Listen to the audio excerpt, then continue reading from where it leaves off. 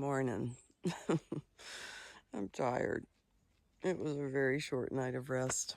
I was camped right here, literally on the edge of that water. And as the sun started to rise, I guess the breeze picked up just a little bit and the water started lapping closer to the tent. And I thought, I gotta get out of here before it starts to get wet. So I got up and it did seem to subside. So I enjoyed a cup of cold coffee because it's so freaking hot. It's not cooling off at night right now either, so I did not sleep much at all. I didn't even use my sleeping bag. It was that hot. So, and I think there's a mosquito in my tent, so my feet are just completely chewed up because I don't wear socks unless it's really cold. So that's fun. But now I've got all the bad stuff out of the way. The good news is I get to go to the Kennebec ferry, take the ATC canoe across. I can't wait to see this canoe. There's a blaze painted on the bottom of it, just to make it official. You're not supposed to cross the river because it's dangerous and it's dam controlled, and people have died crossing it and so on and so forth. It's controversial. Some people, old timers, I guess, think that it's I don't know, babying through hikers. Everybody should have the rite of passage of fording it, but I am certainly grateful that I don't have to because it doesn't sound like a easy ford or a safe one. So gotta pack up quickly, keep scratching all my mosquito bites, and get to the Mount Sterling Inn where I have a much needed rest day. I should get there, I would think, probably around 10. It's not even 5 o'clock yet right now, just because the sun comes up so early. But it is a gorgeous sunrise, so no complaints, just giving you the lowdown on my evening and what's going on so far. I'll see you up the trail. This is a first. They've got a little mirror and a privy. Mirror, mirror on the wall. Who's the stinkiest of them all? Yeah, it's me.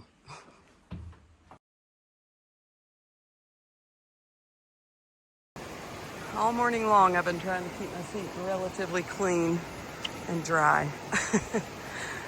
All for this. At least they'll be invigorated. I was so worried about getting my feet wet in that crossing, but I was not concerned about completely submerging myself. Second fall in a creek. I'm doing good with these creek crossings. Those rocks were like snot. Oh my God, yeah, I went in. I'm glad I didn't have anything important. Shit. Okay, yeah, my whole fanny pack is filled with water. And yeah, I bet my snacks are too. The AT is so maddening sometimes. I didn't wear my shorts today because I thought it's going to be just kind of cruisy terrain. I'm not going to have huge step ups. And they were soaking wet from sweat, like just drenched and gross. So I thought, well, I'll wear my skirt and it'll be comfortable. And no, I'm so ready to have a Nero.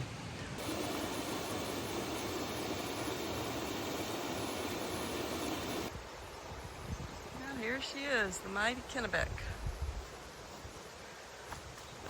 Not sure where the ferry is. I still got to travel a little bit further down, but yeah, I'm glad I don't have to port this. This would not be something I'd be comfortable with.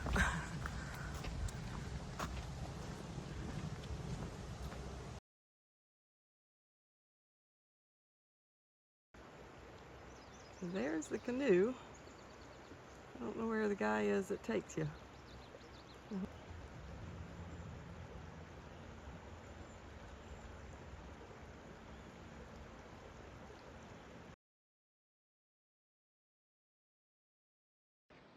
I'll ask you don't hold on to the sides of the canoe as you're going across. It won't get any rougher than that right there. All right.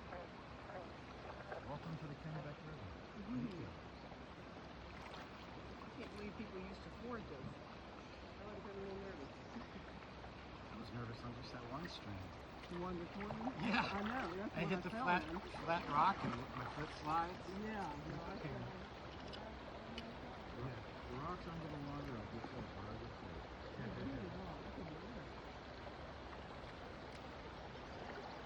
Resupplying today? We take it right through? What do you want?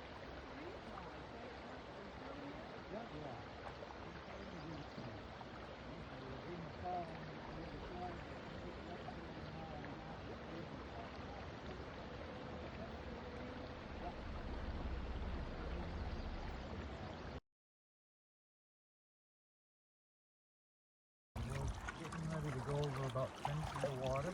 Oh, really? Yeah, the river is probably 2 to 3 feet higher than average for this time of year. We're getting a lot of big storms up country. The drainage basin for the Kennebec is humongous. Bad Mom is very happy right now.